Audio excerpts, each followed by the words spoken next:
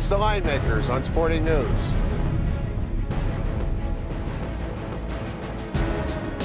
All right, folks, it's the biggest game of the weekend. Forget that. It's the game of the year, college basketball. It sends Michigan to Indiana, taking on the Hoosiers. Let's look at Indiana, about a 5-point favorite. Total of the game is 140. Before we get to the teams, Micah, these are two outstanding coaches. I covered John Beilein when he worked in Western New York at Canisius. He's a great guy. What he's gone on to do with his career is nothing short of amazing. I couldn't be happier for him.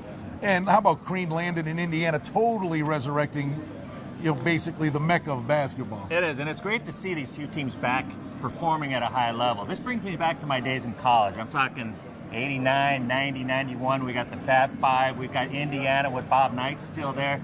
This is when these two teams were relevant at the same time, and we're seeing it again, and it's good for college basketball. I love it because it doesn't get any better than basketball, especially in Bloomington. Michigan's coming off a win over Northwestern, 68-46, the final score. You say, hey, good for them. It wasn't a look-ahead spot, but boy, Northwestern's really beat up, so I wouldn't do cartwheels about that, but this has just been a balanced Michigan team from day one. It has been, and the same thing goes for Indiana. They hadn't covered 5 games prior to covering against Purdue. It was the worst defeat ever in West Lafayette for Purdue, and Indiana took care of business there, and you actually saw Cody Zeller perform. He had been struggling, which is part of the reason they hadn't been covering, got 19 points, but was only 6 of 14 from the field. So that could be a problem. If Michigan stuffs them inside and plays well defensively, gives them a little more trouble, I think Michigan can do some things. And we're talking about the number 3 scoring team in Michigan against the number 6 scoring team in Indiana.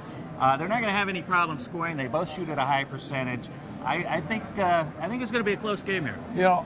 Big picture, this will be interesting, and we'll see, the winner, what they go on to do, but maybe we'll learn a lot about both these teams. But a lot of people are thinking they're going to bump into each other at a much bigger stage down the road. And basically, the number here is telling us this would be pretty close to a pick on a neutral court. It'll be close to that, and there's a huge edge with them at Bloomington. But we saw Wisconsin go in. And I think the thing we're seeing, I like the points a little bit with Michigan here. I think there's some value there. But I think we're seeing the quality play playing a little tighter, which we're seeing unders. And we're seeing that with Michigan. We're seeing that with Indiana.